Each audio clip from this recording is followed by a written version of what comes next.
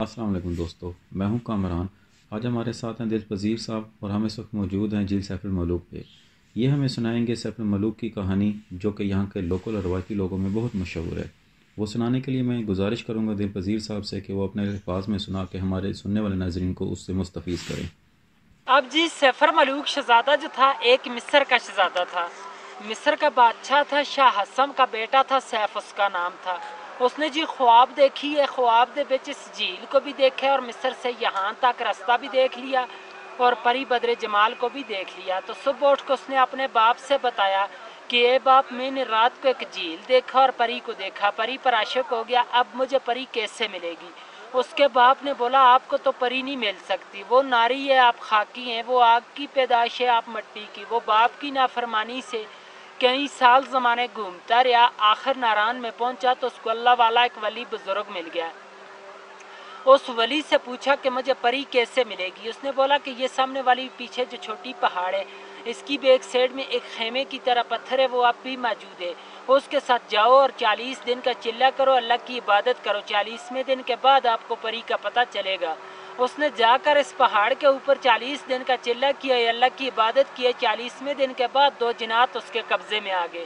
ان جناتوں نے سلیمانی ٹوپی پہنا کے جھیل کے کنارے پر لے آئے، وہ کسی کو نظر نہیں آتا ہے، اس کو سب کچھ نظر آتا ہے کیونکہ اس نے سلیمانی ٹوپی پہنی ہے۔ تو ساتھ اس کی سہیلی تھی اور 8ویں ملکہ بدر جمال، وہی پری جو خواب میں ملی تھی، نہانے کے لیے آئی کوئکاف سے۔ کوئکاف جو ہے روس کے پاس ہے، چیچنیا کی طرف ہے، رشیا میں ہے۔ آ کر سب نے اپنا اپنا لباس اتارا تو اس جھیل میں نہانا شروع کر دیا۔ بدر جمال کا لباس جو تھا وہ جنہوں نے اٹھایا تو شہزادے کو دے دیا، شہزادے نے اپنے قبضے میں کر لیا۔ دوسری سہیلیاں لباس پہن کر چلا گئی تو بدر جمال اکیلی رہ گئی، وہ جا نہیں سکتی تھی۔ شہزادے نے اس کو اپنی چادر پہنا کر نیچے ناران کی طرف لے گیا، پر جو تھے وہ چھپا لیے۔ جب ناران میں پہنچا تو دوسری سہیلیوں نے جا کے دیو سفید کو بتایا۔ دیو سفید جو تھا پری کا عاشق کے مزاد ملک تھا کہ پری ہم سے جدا ہو گئی، یہ پتہ نہیں ہے جھیل کے اندر ڈوب کے مر گئی یا کسی چیز نے کھا لی۔ باہر کی بات نہیں بتائی کہ شہزادہ لے گیا۔ دیو نے آ کر غصے کے ساتھ اپنی اڑی لگا کر یہاں سے سارے جھیل کو توڑ دیا، خارج کر دیا کہ شاید میری پری کا پتہ چلے۔ تو پہلے یہ آگے سے سارا بند ہی بند تھا، بہت بڑا ایک تیلاب جھیل تھا اور اس گیپ سے پانی جاتا تھا، وہاں سے پانی کا راستہ کہیں بھی نہیں تھا۔ دیو نے غصے کے ساتھ توڑ دیا، طوفان گیا ناران کے پاس تو پری اور شہزادے دونوں نے دعا مانگی کہ اللہ میں بچا، طوفان آ گیا۔ اللہ کی قدرت سے ایک سرنگ بن گیا، دائیں سائڈ سے بھی طوفان گزر گیا اور بائیں سائڈ سے بھی، پری اور شہزادہ دونوں بچ گئے۔ سرنگ اب بھی موجود ہے ناران میں، سے فرمالوک ہوٹل سے 5 منٹ کا راستہ ہے، جا کے دیکھ سکتے ہیں۔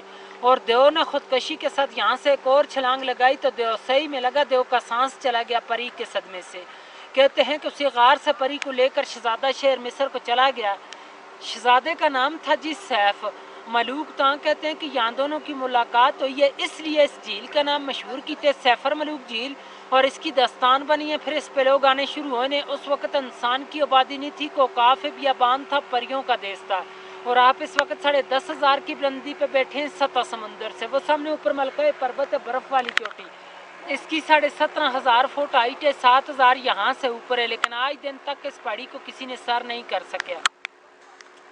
اس کے اندر سونے کی معیشت ہے، پریاں عبادت کرتی ہیں، جو بندہ جاتا ہے اس کو گرا دیتی ہیں۔ 98 کا واقعہ، راشد بٹ لاہور کا ایک بندہ تھا، وہ کہتا تھا کہ میں نے اس پہاڑ کو سر کرنا ہے۔ لوگوں نے اس کو منع بھی کیا تھا لیکن وہ چلا گیا، جاتے ہوئے رستے میں گر کے مر گیا تھا۔ 13 دن بعد اس کی ڈیڈ باڈی ملی ہے مقامی لوگوں کو، انہوں نے اٹھا کے نیچے بھیجا ہے، اور آج دن تک اس جھیل کی گہرائی کا اندازہ بھی کسی نے نہیں لے سکیا۔ ایک انگریز آیا تھا، اس نے 5 من رسی لائی تھی، اس وقت گاڑیاں یہاں پر نہیں آتی تھی، خچروں پہ آگے 10 کلو کا لوہا بن کے اس کے درمیان میں ڈالتے رہے ہیں، رسی چلتے چلتے ختم ہو چکی لیکن اس کی گہرائی کا اندازہ نہیں لے سکے۔